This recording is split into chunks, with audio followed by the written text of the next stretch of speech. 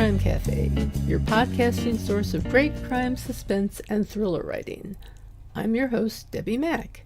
Before I bring on my guest, I'll just remind you that the Crime Cafe has 2 ebooks for sale, the 9-book box set and the short story anthology. You can find the buy links for both on my website, debbimack.com, under the Crime Cafe link. You can also get a free copy of either book if you become a Patreon supporter. You'll get that and much more if you support the podcast on Patreon, along with our eternal gratitude for doing so. But first, let me put in a good word for Blueberry Podcasting. I'm a Blueberry affiliate, but that's not the only reason I'm telling you this. I've been using Blueberry Podcasting as my hosting service for my podcast for years, and it's one of the best decisions I ever made. They give great customer service. You're in complete control of your own podcast. You can run it from your own website, and it just takes a lot of the work out of podcasting for me. I find for that reason that it's a company that I can get behind 100% and say, you should try this. Try Blueberry. It doesn't require a long-term contract, and it's just a great company, period. And it also has free technical support by email, video, and phone. So you can get a human being there. Isn't that nice? Hi, everyone. My guest today is the author of several novels, including Exteriors and Interiors, Feral Chickens, a Hawaiian comedy, and Owen O'Shea's Stay-at-Home Dad, Wannabe Detective. I love that title. Thank you. Originally from Minnesota, he now lives in North Carolina with his wife Beth and their daughter Jo. It's my pleasure to have with me today C. McGee. He writes as C. McGee, but his name is Caleb Husmann. Hi, Caleb. How are you doing today? I'm doing well, Debbie. How are you doing? Just fine, thanks. So according to your bio, you are both professors in the Department of Two at a small university. Now, is it the subject that is so arcane that only 2 people are doing it, or is the university so small that it can only afford 2 people in that department? Option B. Option B. We only got Option about B. 1,000 students, so it's a small school in downtown Raleigh, North Carolina. So William Peace University. So we're the Department of Two. My wife is my boss, so she's my boss at work and at home. So Ah, all the time. I see, I see. And Mhm. what subject do you teach? We're political scientists. So Cool. we are the entire department. We do a little bit with the criminal justice department as well, and then pre-law, but political science is the main thing. Well, it's an interesting area to be in right now, I guess. Huh. There's always world events happening. That is one, I overall view it as a positive about being a political science professor is even when you're teaching the same topics, it's still new because you tie in current events that are happening now.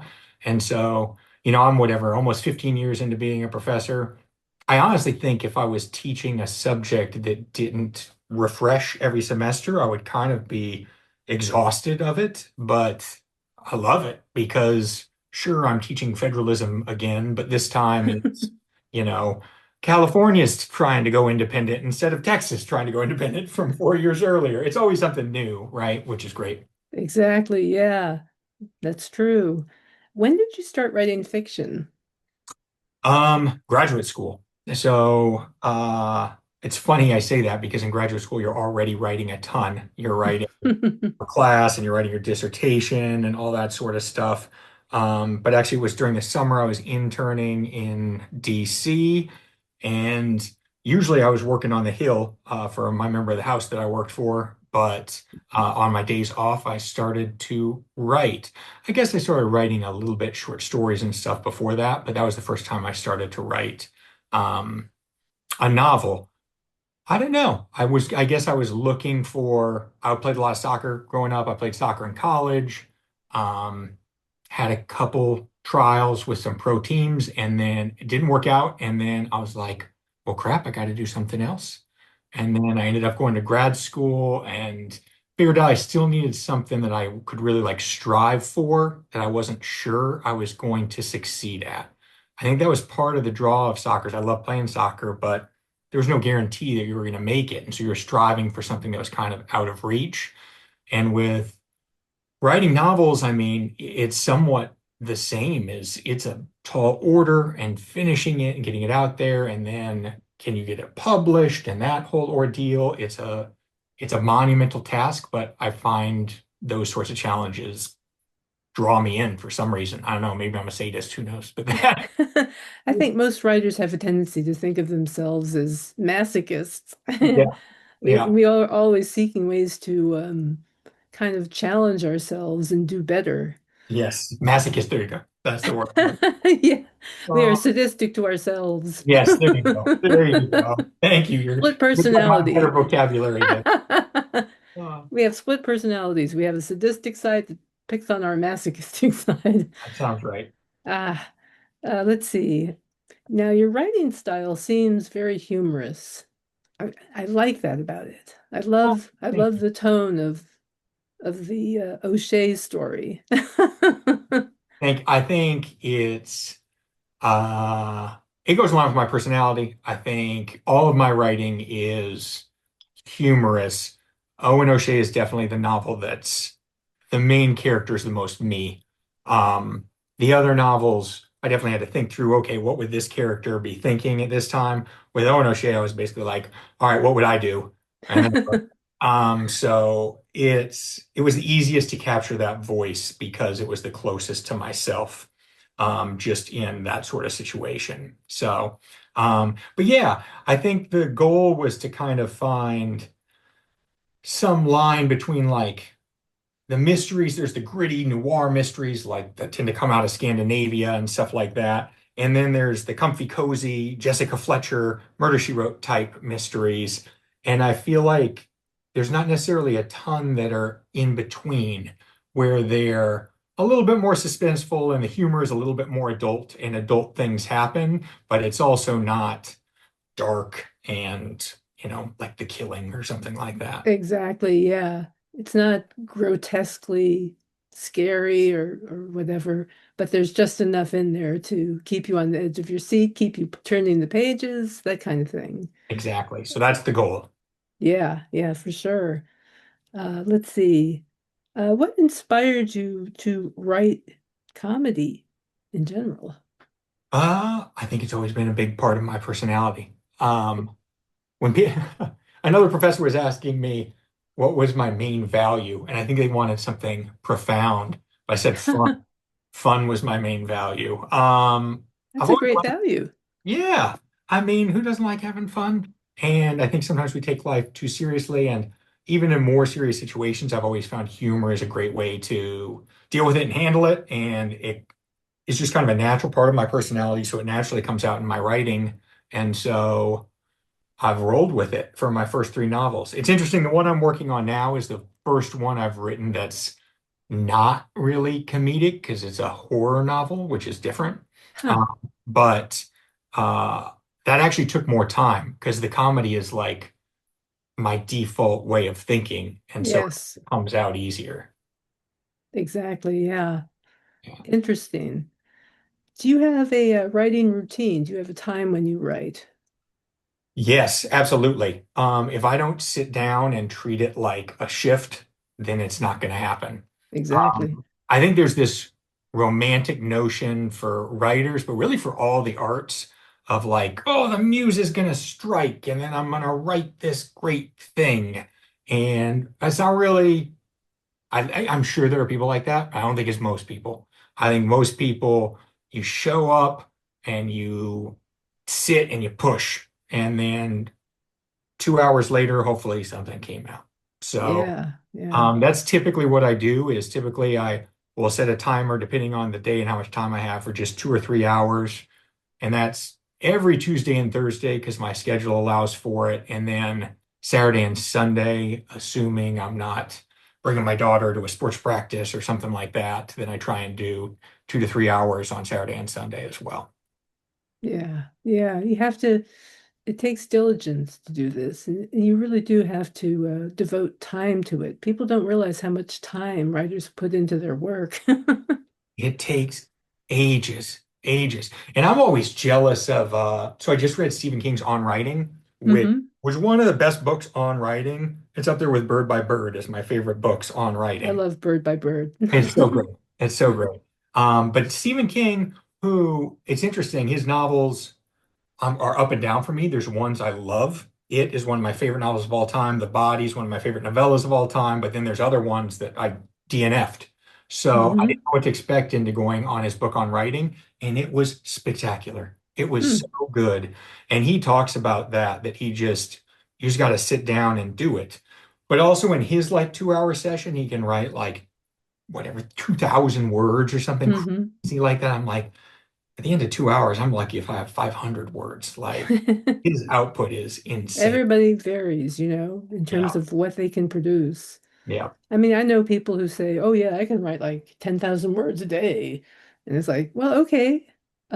That's you." Not That's, everybody is like that.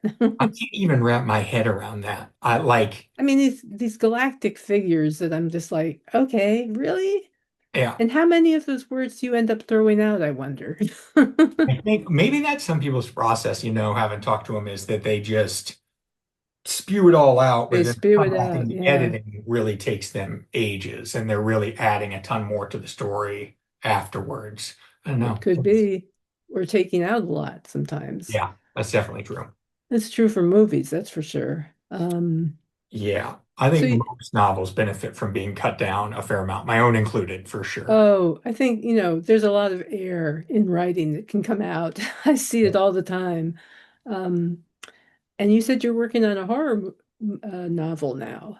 That's Yes. interesting. Yeah, it's a pretty big change for me. I've always read a lot of horror. I've always Hmm. loved horror movies. But because comedy, I think, is my default, uh, I didn't go in that road. Although there's a lot of good horror slash comedy stuff. The Apple TV series that just came out, what is it? Widow's Bay. Oh, It, yeah, I've heard of that. oh, if you haven't seen it, you should watch it. I mean, I I'm a should see sucker it. for horror and for comedy, but it really hits both out of the Huh, park, the horror element and the comedy element. Um, interesting. but I found I couldn't keep the tension and the tone of the horror novel when I threw in the comedy. And so the horror novel's definitely not as comedy based as my other books, not even close. I mean, there's not really any comedy in it. It's a straight like horror novel. Yeah. Okay. Well, that sounds interesting. Be a new, interesting direction for you to go in Yes, away it'll be a from, change of pace. It's interesting too, writing query letters to publishers and agents too. That's so different. The other ones were like yeah. comedy, and then this one I'm writing, explaining like, this supernatural horror that haunts them from their youth, and this camp that has, uh, this unnatural draw to it. So it's a very different, even just marketing the novel and trying to get an agent and a publisher for it is a whole different process. Hmm. Hmm. So you are actively looking for an agent.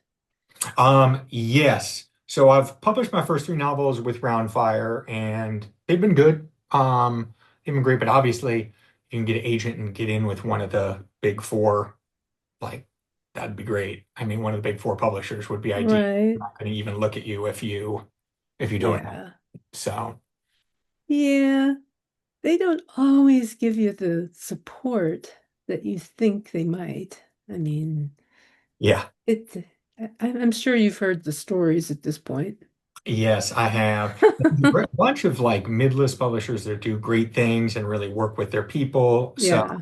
um I don't want to say that Ron Fire I have nothing negative to say. They've been great. It's just if I can get bigger, I'll go for it. But yeah, I'll be happy if it ends up coming out with Ron Fire as well. Well, I wish you luck with that. And Thank you. I hope that they fully support you as they should, whoever you are with. So fingers Um, crossed. Fingers crossed. Do you have a favorite author or genre that you like to read? Oh, I read all across. I love you like are there genres that I tend towards more? Yeah, I like horror, like I was saying a lot. Um, I like a good thriller, mystery, but I'll read anything from like a philosophical treatise to a cozy mystery. Give it all to me. I'm totally on board. As far as favorite writers go, I love Jim Thompson. So he's like an old pulp writer. He wrote Hmm. 1280 and The Killer Inside Me and all those. I think he's massively underrated. Most of his books were almost out of print. And then I actually think Stephen King, who we were just talking about, mentioned once that he was his favorite crime writer, and now all of his books are back in print, which shows you the power of Stephen King. Yeah. Um, and that's great. He deserves it because he's amazing. So Jim Thompson is definitely up there. But I also like comedy stuff like Nick Hornby, who wrote High Fidelity and About a Boy and all that sort of stuff. Um, and then I'm trying to think, I wasn't really a reader until I was about 17. And then, like almost everyone of my generation, I read the Harry Potter novels and got hooked on reading. And so J.K. Rowling will always have a special place because of the fact that she got me to be a reader and then a writer, because I wouldn't be a writer without being a reader for sure. That's Um, right. Yeah. yeah. And so Patricia Highsmith, I love her. All the Ripley books are great. Yeah, I mean, and then let's see. And then for being out there and really different, Daniel Lewski, who wrote House of Leaves, he just came out with a new one called Tom's Crossing that is also awesome. He is unlike any other author that has ever existed. I don't know. I Hmm. don't want to overstate it, but I feel like he reinvented the novel. Oh, So interesting. pretty great. Well, I'll have to check that guy out. Oh yeah, House of Leaves is the first one you got to go to. House of Leaves. House of Leaves. It is, you will have never read anything like it. I can guarantee you that. It's That's interesting. Wow. Because one of my favorite writers did something really remarkable with a private eye novel. Jonathan, I think it was Jonathan Franzen, I ah, think yes. maybe, who did Gun with Occasional Music. I'm trying to Okay. remember if he was the one who did Gun with Occasional Music because I love that book so much Yeah. because it has like weird dystopian sci-fi and a private eye involved in investigating a case Yeah. with these bizarre creatures, you know, just doing business with human beings, ordinary human beings. Yeah. I can't remember what they were like, but they were really bizarre creatures in some way. You know, these fantastic creatures that he can't quite grasp. You know, it's like, ugh, I don't like these people, whatever they are, you know. Yeah. And then the ending is just so clever. It was like, oh my God. It kind I of mean, blew my mind. he's And brilliant. the title makes sense, but you have to read the story for it to make sense. It has to do with weapons and music. Gun with occasional music. Oh, that's pretty good. Like Vincent's, weapons that play songs. yeah. It's all very strange. I'm having a hard time remembering the details because it's been a while since I've read it, but it was Yeah. really a remarkable book. But now I have to read House of Leaves You won't be and disappointed. Tom's Crossing and the rest of this guy's stuff. Yeah. House of Leaves is definitely the one I would start with. But Tom's Crossing, which is the most recent one, is my second favorite. So yeah, Daniel Lewski's amazing. Franzen's amazing. I think the thing that gets me about Franzen is uh so I've read Freedom and the Corrections, and maybe one or two more, but those are the two that stick in my head. And he, I don't like any of his characters. I Hmm, loathe all of his characters, but I still love the book, which that's pretty remarkable. If you can write a novel in which you're kind of rooting against every single character in right. both Freedom and the Corrections, and still be turning the pages at a crazy pace, that's amazing. He is so talented to be able to pull that off.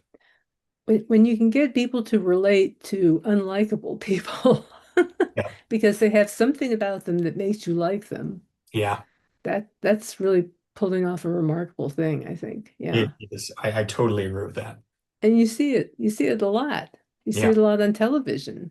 I mean, Tony Soprano does terrible things, but we're all on his side on various issues.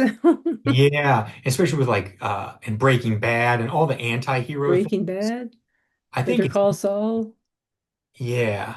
Yeah. I mean Better Call Saul, yeah. But I think that what is it? I think what Brandon does that truly blows my mind is that they're much more ordinary, nasty people. Like they're like just kind of the crappy people that you know, as opposed to like with Breaking Bad and The Sopranos, which I agree both of those are amazing, and Better Call Saul, they're Bigger it's forces. crime world and there's large Yeah. forces at play and it's somewhat escapist versus when I'm reading like Freedom, Freedom takes place in Minnesota near where I grew up and it's just very relatable and the people's bad qualities are bad qualities that you know in people. Like I don't know any mobsters, but I know people like the people in Freedom and they're crappy in the same way that people are crappy in Freedom. And he just captures it though in a way that I can't even put words to it.